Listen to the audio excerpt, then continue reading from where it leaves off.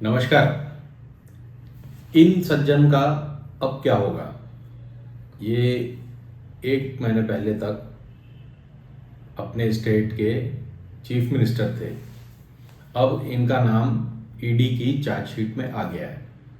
हालांकि इन पे कोई डायरेक्ट इल्ज़ाम नहीं है, लेकिन ईडी ने अपनी चार्जशीट में मेंशन किया है कि इनको 508 करोड़ रुपए पहुंचाए गए। अब लोकल समाचार पत्रों में क्या लिखा नहीं लिखा मुझे नहीं पता, लेकिन टाइम्स ऑफ इंडिया ने अपने मुख पृष्ठ पे ये छापा है कि जो मेन कंडुइट, मतलब जो मेन आदमी थे जो पैसा ले जाते थे लाते थे, वो उनका नाम है श्री विनोद वर्मा, जो कि उनके मुख्य सलाहकार थे और शायद कोई रिलेशन में भी आते हैं इनके, बघेल जी के। तो ये विनोद वर्मा जी क्या करते थे? ये यहाँ पर कोटा में विवेकानंद भारती स्कूल है, वहाँ पर जाकर ये डिलीवरी लेते थे, ऐसा ईडी की चार्जशीट में कहा गया है। तो आप लोगों को आश्चर्य होगा ये जान करके कि अभी तक ईडी ने कोई भी सम्मन इनको नहीं भेजा है, बघेल जी को। अभी इन्हें पितृशोक प्राप्त हुआ है, लेकिन अब इनको अगर ईडी का समन प्राप्त होता है ये देखना बाकी है। क्यों मैं ऐसा कह रहा हूँ? क्योंकि झारखंड के सीएम श्री सोरेन, हेमंत सोरेन को 9 समन भेजे ईडी ने। दिल्ली के सीएम श्री केजरीवाल जी को 3 समन भेजे जा चुके हैं।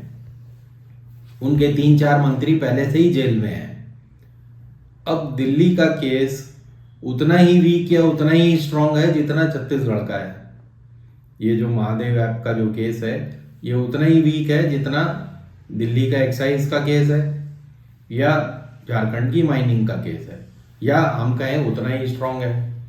अब दिल्ली के 3 मंत्री तो जेल में हैं, उसमें से एक सिसोदिया जी हैं, जिस पर कि सुप्रीम कोर्ट ने टिप्पणी की थी कि ये केस एक भी दिन नहीं चलेगा ट्रायल कोर्ट में।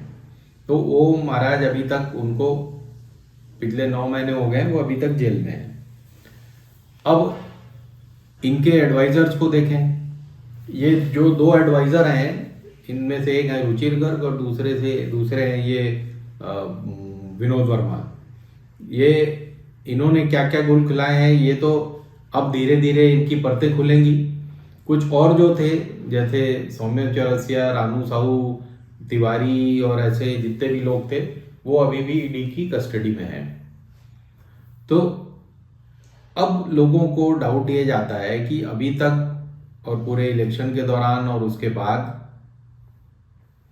श्री बघेल से पूछताछ तक क्यों नहीं की गई है? क्या कारण है? अब कुछ लोग शक जताते हैं कि इसलिए नहीं पूछताछ की गई कि इनसे कुछ इलेक्शन के लिए सेटिंग कर ली गई थी। आखिर शहर की सारी सीटें, जितने भी शहर हैं प्रदेश में, सारी सीटें हार गए। रायपुर की हार गए, दुर्ग की हार गए, एक आध दो, मेरे ख्याल से कुल मिलाकर 4 सीटें जीती शहरों में।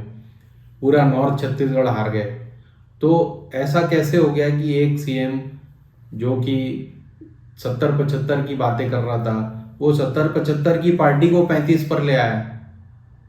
तो कांग्रेस पार्टी ने भी अभी तक अपना रुख साफ नहीं किया है कि या तो वो उन्हें हर पद जिम्मेदारी से हटाएं या उन्हें लोकसभा चुनाव लड़ने के लिए कहें। अब लोकसभा चुनाव में ऐसे कोई आसार नहीं दिख रहे कि श्री बघेल कहीं से जीत सकते हैं, रायपुर या दुर्ग या कहीं से भी। पिछले गत 5 वर्षों में उन्होंने अपनी इमेज ऐसी बनाई ही नहीं कि वो कहीं से लोकसभा चुनाव जीत सकें। बमुश्किल वो अपना पाटन क्षेत्र जीत पाए हैं, जहाँ पर कि आखिर में शायद श्री अमित जोगी ने उनका सहयोग किया। क्यों किया ये वही बता सकते हैं। अब इन्होंने प्रियंका गांधी को क्या बताया था? प्रियंका गांधी बड़े जोर जोर से मध्य प्रदेश के चुनाव में ये कह रही थी, जरा सुनिए। अभी मैं छत्तीसगढ़ गई थी, मैंने छत्तीसगढ़ के मुख्यमंत्री जी से पूछा आपका चुनाव कैसा चल रहा है? कहते मेरा तो ठीक है, मैं जीतने वाला हूं। मैंने कहा आप बड़े कॉन्फिडेंस से कह रहे हैं। कहते हैं हाँ कॉन्फिडेंस से कह रहा हूं, काम किया है मैंने जनता की संपत्ति जनता के जेब में डाली है, मैंने ग्रामीण रोजगार बनाए हैं। उन्होंने कहा ग्रामीण रोजगार बढ़ाए हैं, छत्तीसगढ़ में खेती के में रोजगार बढ़ रहे हैं, लोग किसानी में वापस आ रहे हैं, विश्व प्रसिद्ध बना दिए हैं उन्होंने। जो इलाके पिछड़े थे, बड़े बड़े कारखाने वहां खुलवा दिए हैं, रोजगार में सबसे पहले, कर्ज माफी में सबसे पहले, क्योंकि कांग्रेस की सरकार ऐसी सरकार बनी जिसके हित में आप थे, जनता थी, और आज भी है। तो ये एक राजनीति है जिसमें मुख्यमंत्री दावे से कह सकता है मैं चुनाव जीतूंगा क्योंकि मैंने काम किया है, जनता के पैसे वापस जनता को दिए हैं। ऐसा सब माहौल बनाने के बाद कि पूरे किसान वोट हमें मिलेंगे, पूरे ओबीसी वोट हमें मिलेंगे और पूरे सब कुछ हम 70-75 पार कर जाएंगे, ऐसे हालात में बीजेपी जीत गई। तो अगला कदम कांग्रेस को क्या उठाना चाहिए इन सब बातों पर, और खासकर श्री बघेल को खुद सोचना पड़ेगा कि जब उन्हें इतना सुनहरा मौका मिला 5 साल प्रदेश चलाने का, तो उन्होंने ऐसे एडवाइजर्स क्यों रखे जो जिले के बाहर कभी गए नहीं, कभी सोचा नहीं। जिले लेवल के पत्रकार, जिले लेवल के ऑफिसर, जिले लेवल के कोल और रेत वाले, एक रायपुर लेवल का परिवार, ये आपको प्रदेश चलाने का जो जिम्मा होता है उसे कैसे पूरा करना है ये लोग नहीं सिखा सकते ना, क्योंकि इनकी उतनी बड़ी विजन ही नहीं है।